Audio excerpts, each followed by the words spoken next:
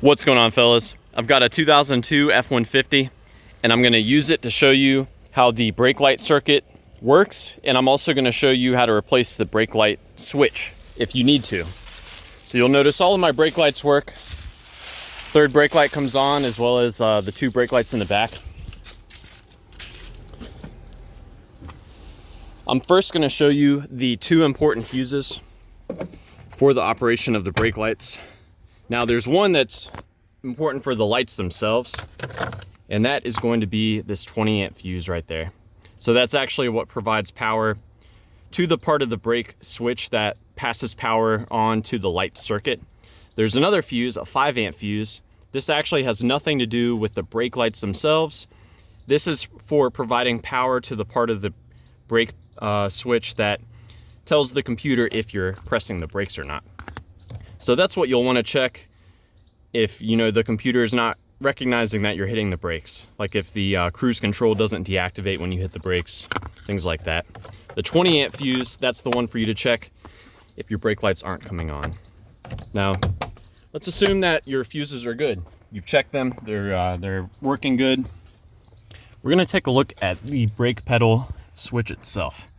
And you'll see I've got it disconnected here, and I'm using a paper clip to bridge these two pins together.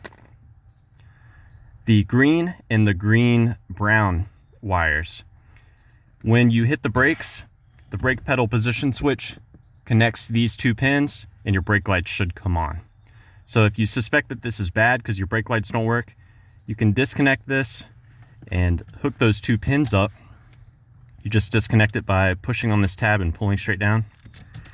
And if you hook these two pins up and your brake lights come on, then you know that this is bad.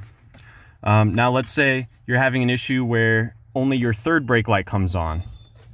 Well, the power to the switch from the 20 amp goes to the green brown.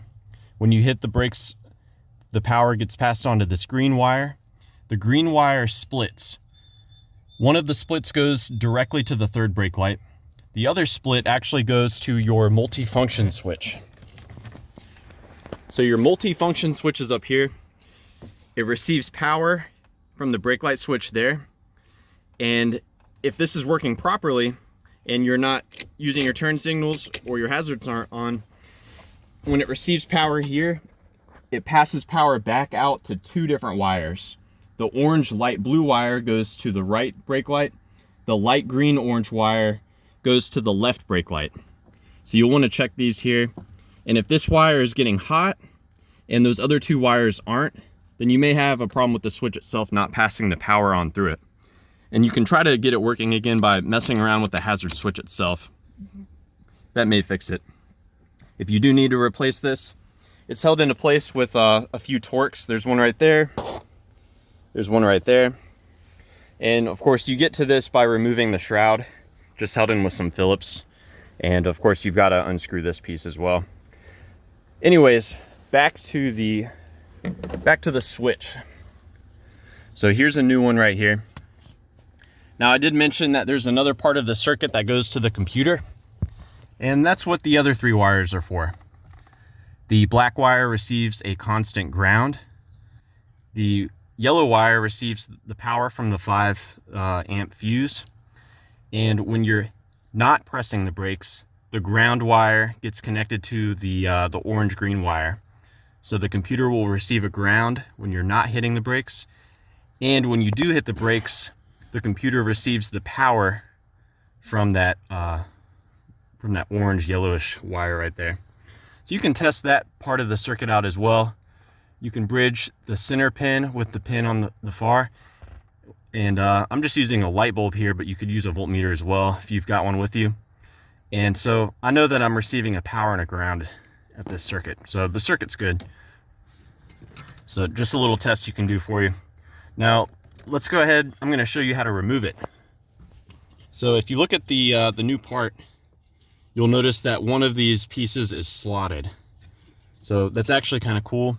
It means you don't have to fully disconnect the brake lever from the little plunger piece that goes to the booster. So this clip is going to have to come out. You can just use your hands or some needle nose. So with the clip out of the way, and I'm gonna move the harness out of the way as well, you can actually grab this little plunger and just pull it out just enough. I pulled it too far there.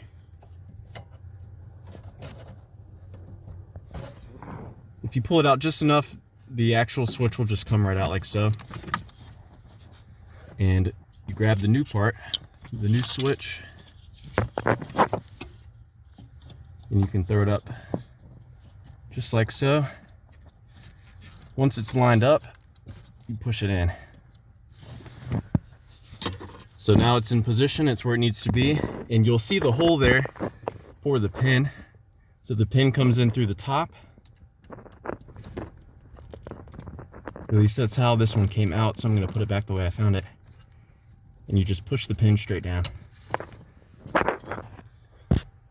So yeah, that's that. All that's left for me now to do is disconnect the harness from the switch, which I may not be able to do one-handed. But I'm gonna go ahead and hook this piece back up. And of course, you're gonna wanna check and make sure that the brake lights are actually working after you do that. You don't wanna just drive off and assume that you have functional brake lights. But yeah, that's about it. I hope this was helpful. And you know, let me know. You guys feel free to comment if you have any questions, or more importantly, if you have any advice about the operation of the brake pedal switch on your F-150. Have a great day.